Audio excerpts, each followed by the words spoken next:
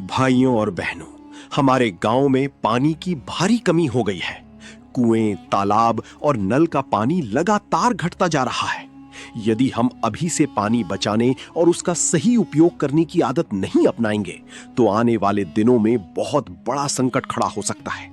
हमें मिलकर हर बूंद की कीमत समझनी होगी और पानी की बर्बादी को तुरंत रोकना होगा। राजस्थान के एक छोटे से गांव सूरजपुर में लोग खुशी खुशी रहते थे। गांव के चारों ओर हरे भरे खेत थे, तालाब में पानी भरा रहता था और किसान अपनी फसलों की अच्छी पैदावार से खुश रहते थे। रामू गांव का एक मेहनती किसान था। वह सुबह सूरज निकलने से पहले ही अपने खेत पर पहुंच जाता था। उसकी पत्नी सीता भी उसका पूरा साथ देती थी। एक दिन रामू खेत में काम कर रहा था। सीता, इस बार बारिश बहुत कम हुई है। खेत की मिट्टी दिन ब दिन सूखती जा रही है और फसल को पर्याप्त पानी नहीं मिल पा रहा।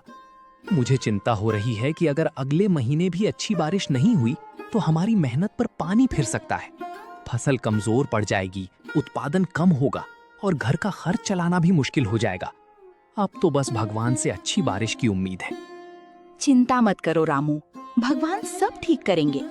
हमने हमेशा मेहनत और ईमानदारी से काम किया है। मुश्किल समय हमेशा नहीं रहता।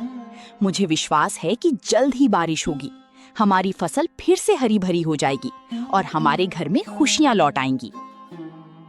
लेकिन समय बीतता गया और बादल तो आते पर बरसते नहीं थे। गांव का तालाब धीरे धीरे सूखने लगा। कुओं का पानी भी कम होने लगा। कुछ हफ्तों बाद गांव के लोग परेशान होने लगे।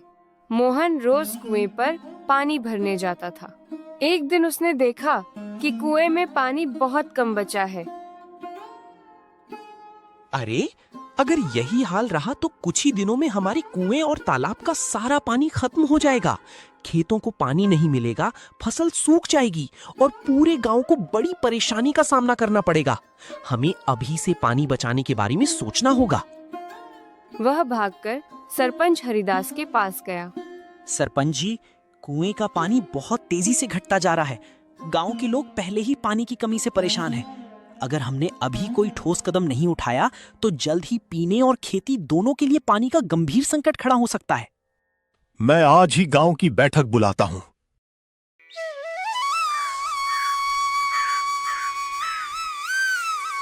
भाइयों और बहनों, हमारे गांव में पानी की भारी कमी हो गई है।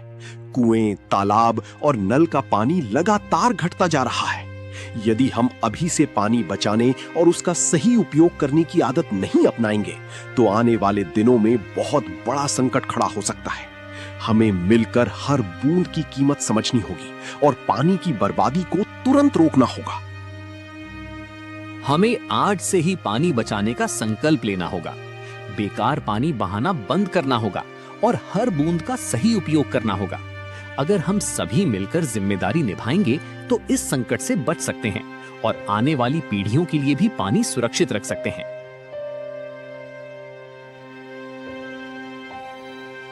2 महीने बाद हालात और खराब हो गए। खेतों की मिट्टी फटने लगी, फसलें सूख गईं, पेड़ों के पत्ते झड़ने लगे। गांव का बड़ा तालाब पूरी तरह सूख गया। अब लोगों को पीने के पानी के लिए भी कई किलोमीटर दूर जाना पड़ता था। एक दिन सीता घर लौटी। रामू, आज पानी लाने में 3 घंटे लग गए। मैं जानता हूँ सीता, सिर्फ हमारा परिवार ही नहीं बल्कि पूरे गांव के लोग इस मुश्किल का सामना कर रहे हैं।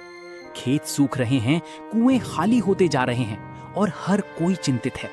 हमें धैर्य रखना होगा और मिलकर इस संकट का समाधान ढूंढना होगा।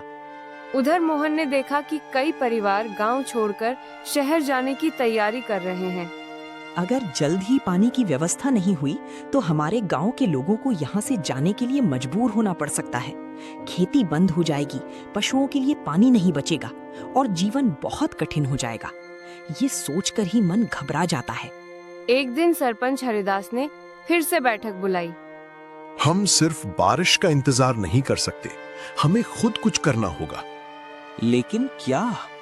गांव के पास वाली पहाड़ी से हर साल बारिश का बहुत सारा पानी बहकर बेकार निकल जाता है। अगर हम सभी मिलकर वहां एक बड़ा तालाब और मजबूत नाला बनवा दें तो बारिश का पानी जमा किया जा सकता है।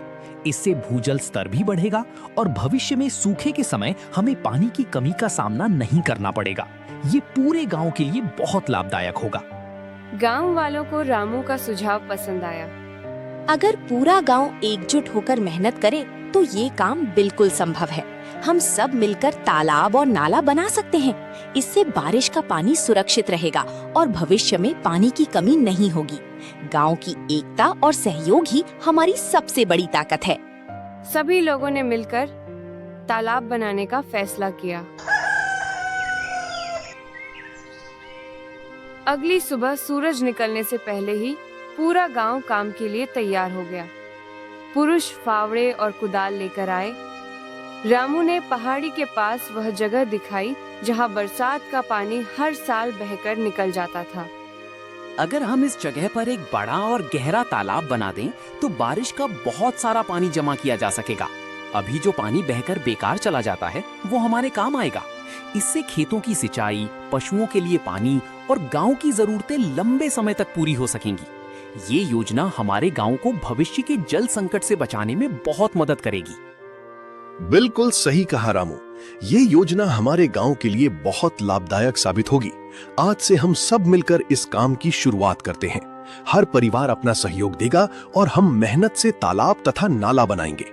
यदि हम एकजुट होकर काम करेंगे तो जल्द ही हमारे गांव की पानी की समस्या दूर हो जाएगी। हाँ, हमारा गांव फिर से हरा भरा बनेगा। खेत लहलहाएंगे, तालाब पानी से भर जाएंगे और हर घर में खुशियां लौट आएंगी। हमारी मेहनत और एकता से गांव का भविष्य उज्जवल होगा। सबके चेहरों पर उम्मीद दिखाई दे रही थी। दिन भर लोग मेहनत करते रहे। तेज धूप थी, लेकिन किसी ने हार नहीं मानी।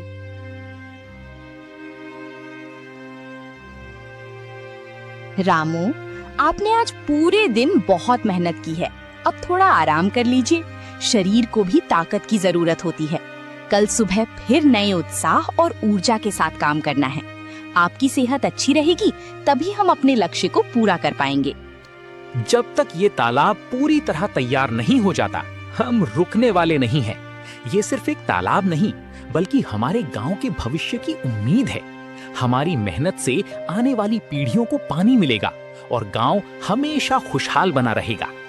लगातार कई दिनों तक काम चलता रहा, लेकिन एक दिन कुछ गांव वाले परेशान हो गए। हम इतने दिनों से लगातार मेहनत कर रहे हैं। सुबह से शाम तक तालाब और नाला बनाने में लगे हुए हैं, लेकिन अभी तक पानी का कोई इंतजाम नहीं हुआ। कभी कभी लगता है कि हमारी मेहनत का परिणाम कब मिलेगा और गांव की ये परेशानी कब दूर होगी। पता नहीं ये तालाब कभी हमारे काम आएगा भी या नहीं। हम सब मेहनत तो कर रहे हैं, लेकिन अभी तक कोई परिणाम दिखाई नहीं दे रहा। कभी कभी मन में संदेह होने लगता है। यह सुनकर मोहन चिंतित हो गया। वह रामू के पास गया। रामू भैया, कुछ लोग अब उम्मीद खोने लगे हैं। उन्हें लगता है कि इतनी मेहनत करने के बाद भी कोई बदलाव नहीं आ रहा। वे निराश हो रहे हैं और काम छोड़ने की बातें कर रहे हैं। हमें उनका हौसला बढ़ाना होगा। बड़ी सफलता पाने के लिए धैर्य और विश्वास की जरूरत होती है मोहन। हर अच्छा काम समय लेता है। हमें निराश होने के बजाय लोगों का हौसला बढ़ाना चाहिए। अगर हम एकजुट रहेंगे और मेहनत करते रहेंगे तो हमारी कोशिशें जरूर सफल होंगी। शाम को पंचायत में सभी इकट्ठा हुए। दोस्तों, अगर हम बीच रास्ते में हार मान लेंगे तो हमारा गांव कभी इस संकट से बाहर नहीं निकल पाएगा। हमें हिम्मत नहीं हारनी चाहिए।